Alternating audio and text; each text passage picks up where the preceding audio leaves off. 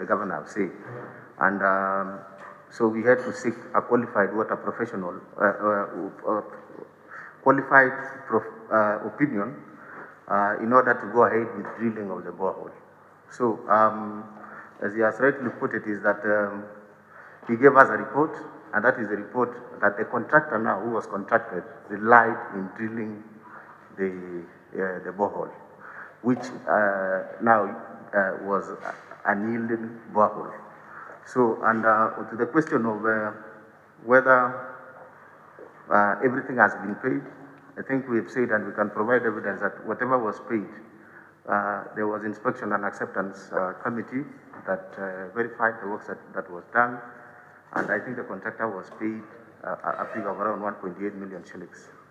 The questions that that this committee is trying to seek from you, Governor, is the gentleman or the contractor that did the hydrological survey.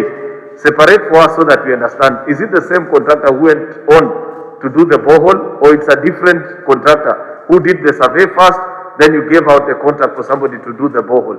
If he's a different contractor, how have you handled him? Because he has exposed the county to bills that we should otherwise have not paid. Has he been blacklisted? Has he been asked to pay back? Has it been deducted from his contract? You know, if we enter into a contract and you're supposed to advise me and give me information that will help me perform my duties, I believe there is a consideration. And part of the consideration is that you give me a sound report upon whose recommendation I can do something meaningful for the people. So what happened to this particular contractor? Has he been blacklisted? Has he paid back? Was he given his dues in full, despite the fact that he misled the county? I think that will give us more clarity. Thank you, Chair.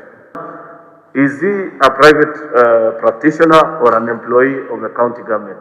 If he is a private practitioner, did the county government have a contract with him, and was he paid his full amount? Because I want to believe in the consideration of any contract, it is upon the successful completion of work. And it will also be of interest to know why perhaps the Auditor General never considered that in their recommendation. Because you can hear clearly from the response of the county government that they are shifting the burden of blame to the advice of the geologist. So it will have been prudent if we hear from the county government in that regard, Chair. You may get some water in the shallower level, but if you went deeper, you could get more. Why didn't you examine that proposal before you accepted his maximum 160? I think that's where the confusion arose, Governor. And beyond 180, there was no water, although he expected water to be struck at 160.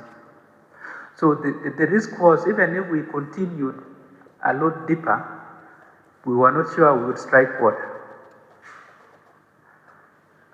That is the gist of the matter. Thank you. Now, I put it in perspective. The objective of that, the main reason as to why there was that contract and what given out was to drill a borehole and get water, but there was no water. So our query still remains the way it is.